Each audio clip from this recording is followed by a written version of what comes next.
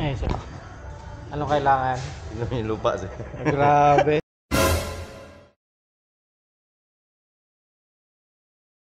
Saan galing yung ano? Yung dumi sa loob? Sa roller weight at saka sa banding niya, sir. What's up, good morning, Joel here once again. Welcome sa ating channel. Ngayong araw na to, makikita nyo, andito tayo sa highway. Ito ay para pumunta ulit tayo sa Gensan, dahil ang ating ADV ay kailangan nating ipa-PMS siya sa Gensan. Dito kasi sa Coronadal City, walang gamit yung Honda Shock Sergeant at yung Honda Desmark para tanggalin yung oil filter nya and all. So I was recommended na pumunta pa tayo ng Gensan. Meron na tayong nabili na meron tayong nabili na oil filter, Vic 901. Sabi nila parehas na parehas yun sa oil filter na stock ng Honda. Hindi ko lang alam kung i-allow tayo sa Honda flagship, kasi pupunta tayo sa Honda flagship para ipa PMS to at ipa-install na rin yung ating oil filter. So yes, samahan nyo kami ngayon, or ako pala, nasanay na ako, marami akong kasama. So samahan nyo ako ngayon sa ating biyahe papuntang Gensan. At nga pala, kanina nireset ko yung yung ating, papakita ko sa inyo yung, so makita nyo 3.8 na ang ating total na kilometers. So dapat 4K PMS na siya. So nireset natin ulit yung ating trip meter A para makita nyo yung long ride na consumption ng ating ADV 350, kasi medyo malayo-layo, around I think 60 plus kilometers ang Gensan na pupuntahan natin ngayon. So that's around 1 hour estimated na biyahe.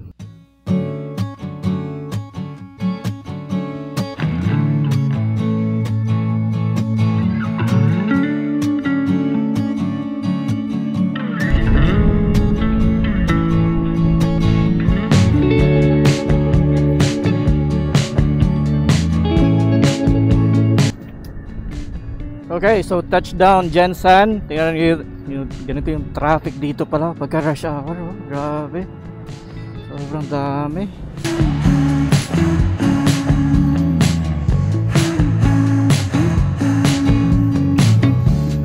Alright, thank you. Okay, ito yung liko-liko ng ADV 350. Nakikipagsabayan sa mga motor dito na maliliit. Huwag lang sumayad. Around 300 meters away na tayo sa flagship. So unahin na lang natin yung flagship para mauna tayo sa pilas. Wala pa tayong tulog, galing pa tayo ng duty kagabi. So hopefully mauna tayo at mabilis lang yung process para makauwi tayo.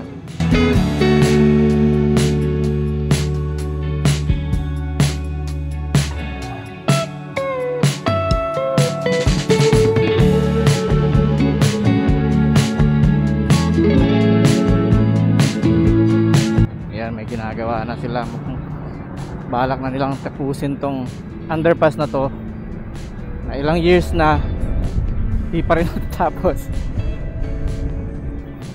Okay, andito na tayo sa Honda flagship, kaso sarado pa. According sa Google, 9 o'clock yung opening nitong flagship na to. 8:51. It's around 9 minutes na lang, diba? Nakantayin na lang natin. Okay. Eh, sir. Anong kailangan? Tignan mo yung lupa, sir. Grabe.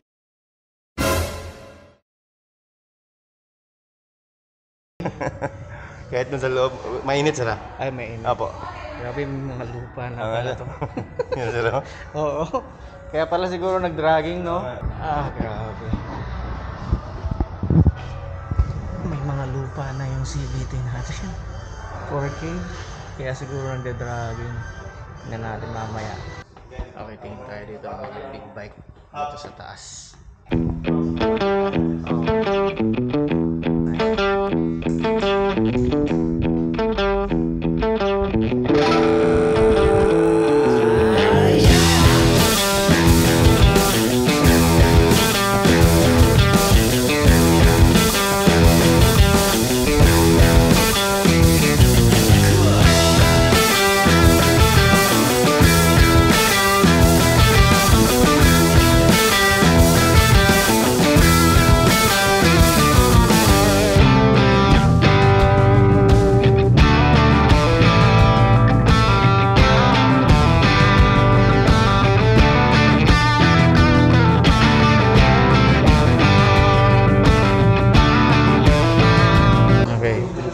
itong Goldwing pala, may aircon pala to.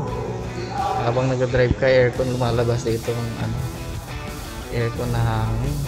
Tapos may airbag, dalawang speaker. Yung sa likod, ito yung upuan ng pillion.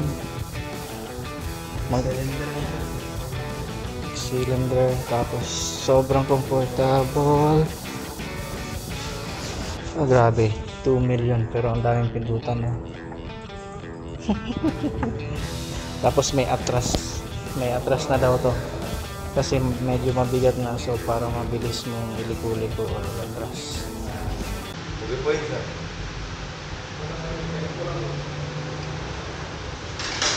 May mga issue ka na na-encounter sir sa ganito? Wala ka sir? 350 wala. The rest, chinsay na talaga. Wala. So far wala pa naman mga combination. Itong kagaya nito na parang nag-dragging. Ito Dahil- sir, parang normal na talaga ng scooter na gano'n sir. Yung talaga may iwasan yung mga dragging sir. Importante, yung power niya stable. Saan galing yung ano? Yung dumi sa loob. Sa roller weight at saka sa banding niya sir. Tapos yung iba, kabok. Kasi bago pa siguro, no.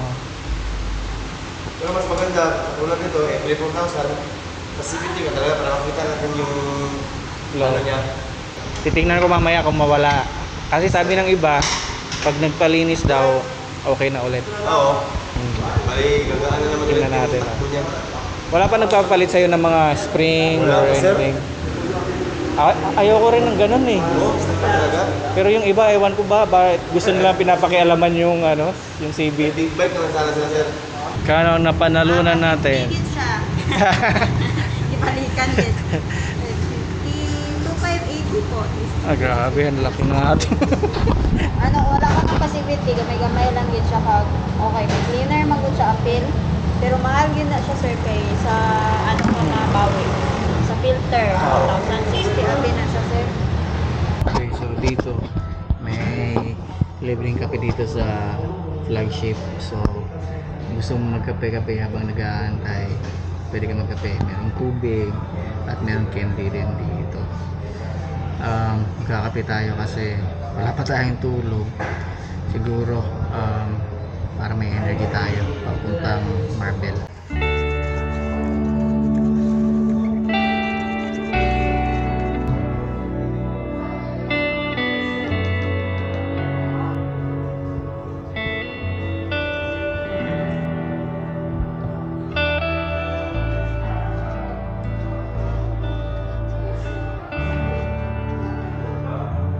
Thank you, sir. Anong pangalan mo, sir? Anong pangalan mo? Miguel. Thank you, sir Miguel, ha. Thank you. Thank you, good, ha. Anong pangalan mo? Balbino. Parang Santino lang. Thank you, sir, ha. Okay, so yes, hindi ko nasabi kanina sa intro na at 4,000 kilometers, second PMS natin, kapag naka low RPM tayo, specifically mga around 10 to 15 yung RPM nya, ganito, medyo nanginginig sa unahan niya at 4,000 kilometers. At ngayon na hindi ko nakita yun na duman ako sa putikan. Okay, so ngayon na bagong linis yung CVT niya, nag-improve, nawala na yung inig niya. So yun lang pala ang solusyon sa dragging na tinatawag nila. Well, there could be some other reasons kung bakit, pero one of the basic and pinaka-common reason kung bakit nagda-drag daw yung motor is because dahil sa madumi yung ating CVT. At nakita nyo naman kanina, grabe ang dumi, grabe ang buhangin, ang alikabok sa loob. As in, hindi ko ina-expect na mayroong ganong klaseng alikabok doon or dumi or lupa, parang may lupa na sa loob. Parang brand new na rin yung feeling natin ngayong nalinisan yung ating CVT. Later on, ipapakita ko naman sa inyo yung long ride performance, gas consumption ng ating ADV 350 kapag tayo ay nagganitong ride na medyo malayo-layo, ilan ang gas consumption para sa mga nagtatanong sa atin.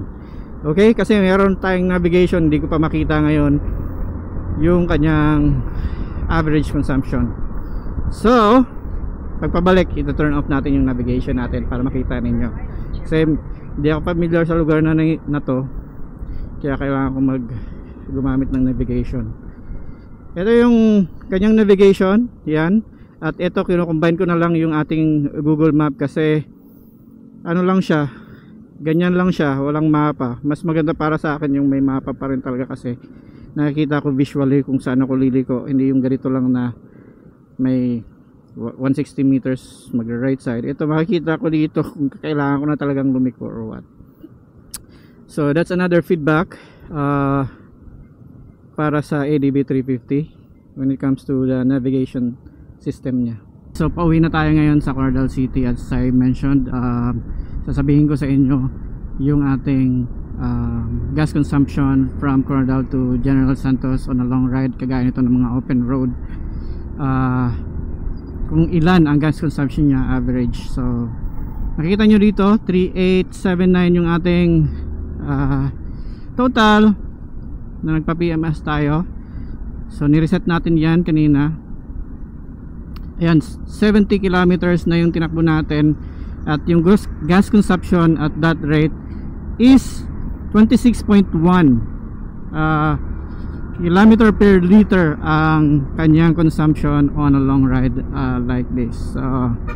Yes, I guess that's gonna be it for this video. At least nakita nyo kung magkano ang second PMS at yung average gas consumption ng ADB 350 for long rides like this.